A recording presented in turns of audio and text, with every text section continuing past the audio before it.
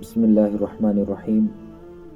دوستو، جو بات میں آپ لوگوں سے کرنے جا رہا ہوں بلکہ چند باتیں ہیں جو مجھے آپ سے کرنی ہیں، اور مسلمان ہونے کے ناطے بحیثیت مسلمان کے آپ لوگوں کا توجہ دینا، بلکہ توجہ نہیں بھرپور توجہ دینا لازمی ہے۔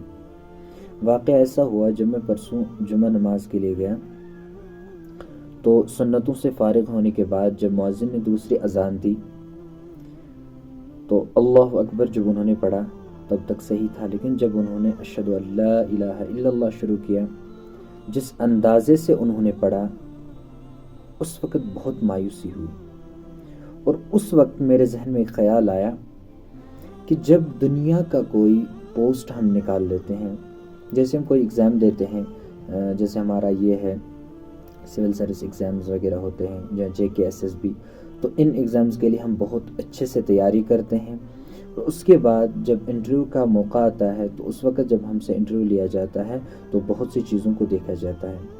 بھائی، آپ اگر پڑھ رہے ہیں تو آپ کے اندر کانفیڈنس ہے، آپ اگر ہمیں جو جیسے کچھ پڑھنے کے لیے ہمیں دے دیا، اس کو پڑھنے میں کیا آپ کی جو ادائیگی ہے، یعنی جو کچھ آپ پڑھ رہے ہیں اس کی پروننسیشن آپ کی صحیح ہے یا نہیں، کیونکہ کیا مطلب کہنے کا مقصد یہ ہے کہ کیا آپ اس کے لائق ہیں، ایلیجبلٹی دیکھی جاتی ہے۔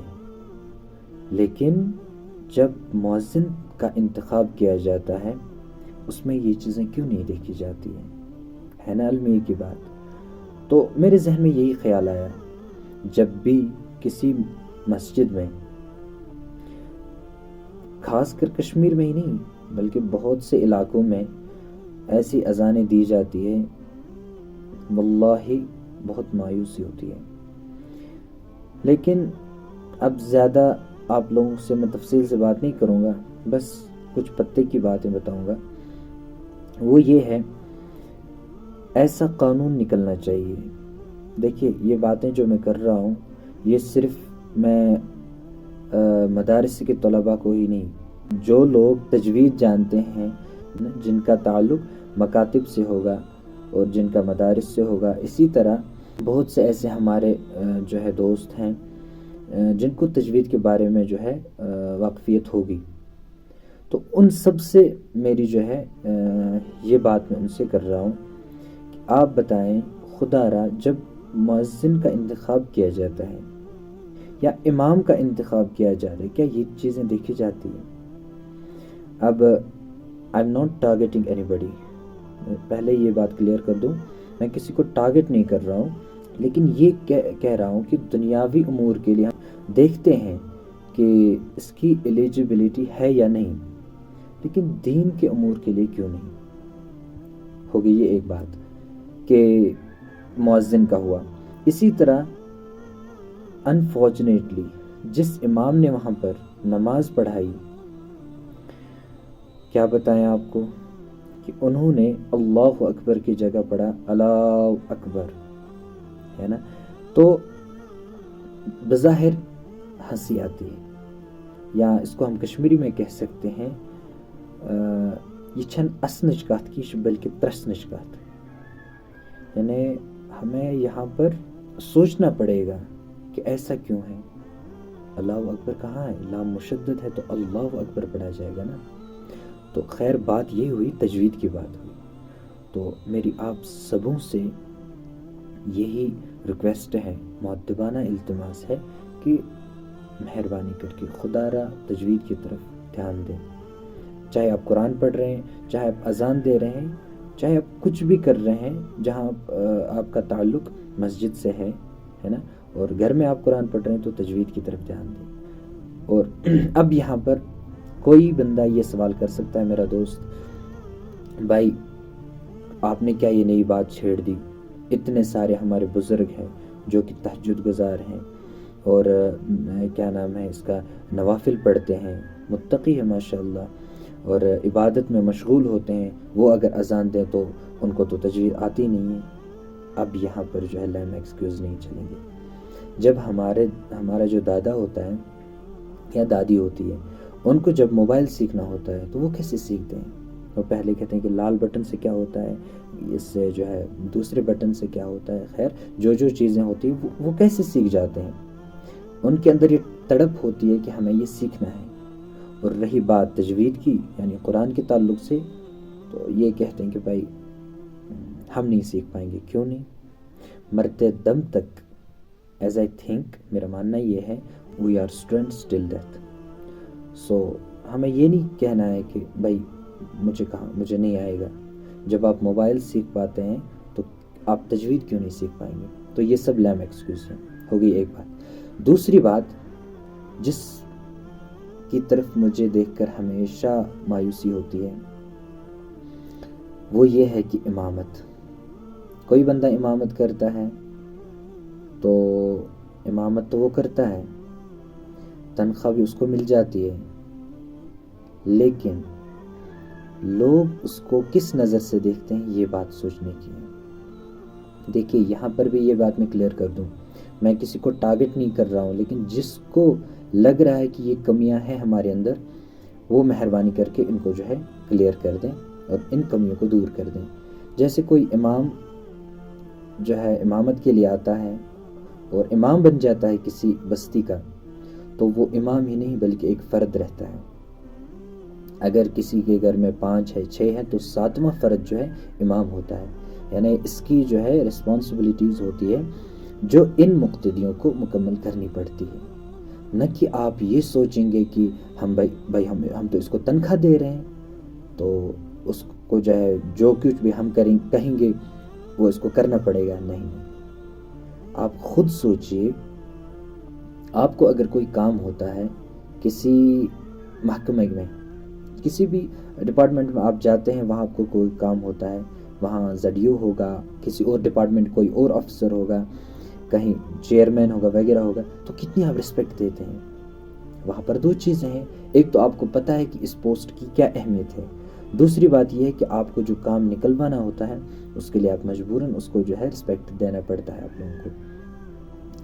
دیکھیے میری باتوں کو غور سے سنیے گا۔ رہی بات امام کی، خدا را آپ خود دیکھیں کتنا کٹھن ہے آج کا جو ہے زندگی کا گزر بسر کرنا۔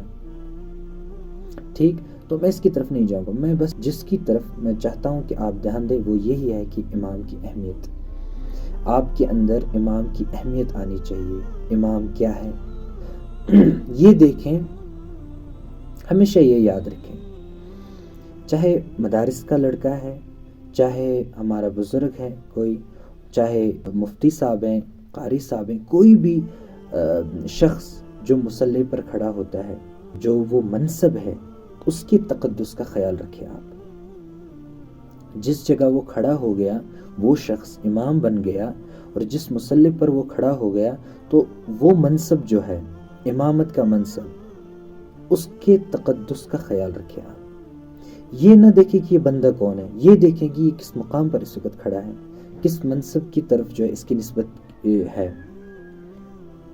خدا را بہت ہی افسوس کے ساتھ یہ کہنا پڑتا ہے، کچھ امام جو کہ میرے کچھ دوست بھی ہیں میرے سے بات کرتے ہیں، بھائی امامت نہیں کریں گے، کیا ہے وہ کٹ پتلی سمجھاتے ہیں۔ نہیں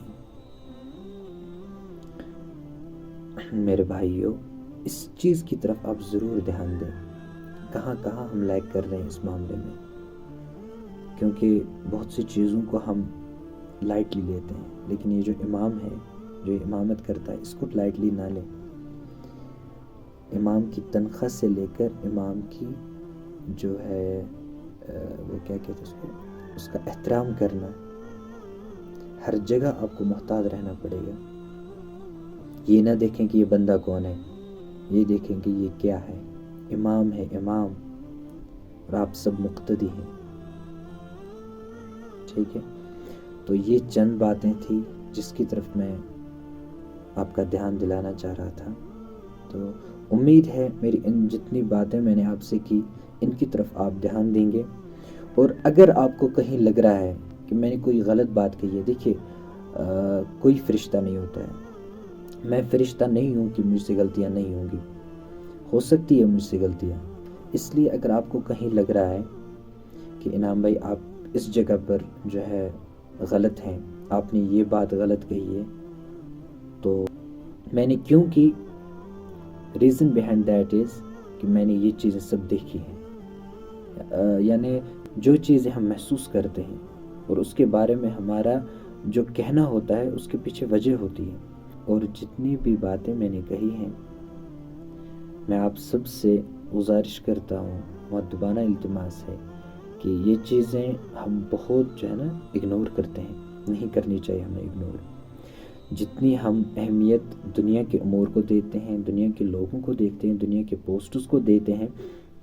یہاں تک کہ جو حاکمین ہوتے ہیں یا آفیسرز ہوتے ہیں، جتنی اہمیت ہم ان کو دیتے ہیں، اس سے زیادہ اہمیت ہمیں دینی چاہیے امام کو، مؤذن کو، کیونکہ وہ ہم کسی کام میں مشغول ہوتے ہیں تو مؤذن بلاتا ہے، بھائی آئیے، حی علی الصلاح، نماز کی طرف آئیے، اور کس نماز کی طرف؟ حی علی الفلاح، جس میں کامیابی ہے، آئیے کامیابی کی طرف۔ تو یہ جو اتنی بڑی میسیج ہمیں دی جاتی ہے، برابر 5 وقت، یعنی 5 ٹائم ہمیں یہ میسیج دی جاتی ہے کہ آؤ نماز کی طرف، کس مذہب میں یہ چیزیں ہیں؟ اب یہی میں کہہ رہا ہوں کہ اس لیے ہمیں دیکھنا چاہیے نا کہ جس مؤذن کا انتخاب ہم کر رہے ہیں اس کی ایلیجبلٹی دیکھی جائے گی نا، جس امام کو ہم امام بنا رہے ہیں نا اس کی ایلیجبلٹی دیکھی جائے گی نا۔ اب آپ بتائیں گے آپ نے کیا یہ نئی بات چھیڑ دی، اگر میں نہیں کہتا تو میں گنہگار ہو جاؤں گا نا۔ آج میں نے کہا، ہو سکتا ہے مجھے پتا ہے کہ میں اس بندے کا نام کبھی مینشن نہیں کروں گا، اور نہ میں نے بتایا کہ مؤذن کون تھا، امام کون تھا، اور نہ ہی بولوں گا، کیونکہ میرا مقصد ہے تصحیح کرنا۔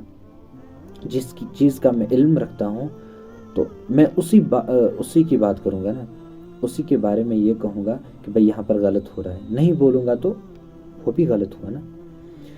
تو آپ سب بات پر جتنی بھی چند باتیں میں نے آپ سے کہی ہیں، 2 باتیں کہی میں نے، ایک امام کی اہمیت، دوسری جو ہے مؤذن کا انتخاب، دونوں کا انتخاب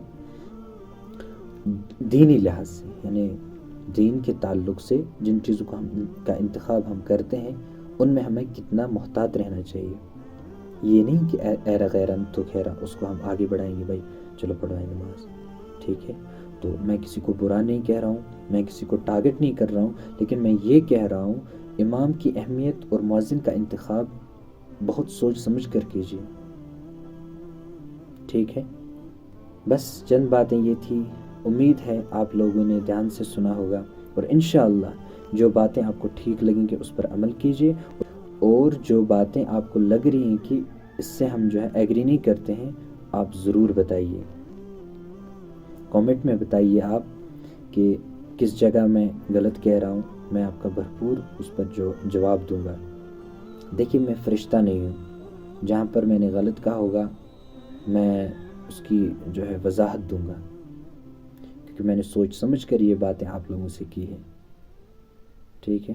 کیونکہ ایک ایسا پلیٹ فارم ہے کہ جس سے اگر بات لوگوں تک پہنچانی ہے، اچھا پلیٹ فارم ہے، چاہے رشتہ دار ہے، چاہے دوست ہے، دوست احباب ہیں، کوئی بھی ہے، انجان ہے کوئی، اس تک ایک مسلمان ہونے کے ناطے ان تک، ان تمام لوگوں تک میری یہ بات پہنچانا لازمی تھا۔ تو بس اپنی دعاؤں میں یاد رکھیے گا، اور اللہ آپ کو ہمیشہ خوش رکھے، خوشحال رکھے۔ فی امان اللہ۔ السلام علیکم ورحمۃ اللہ۔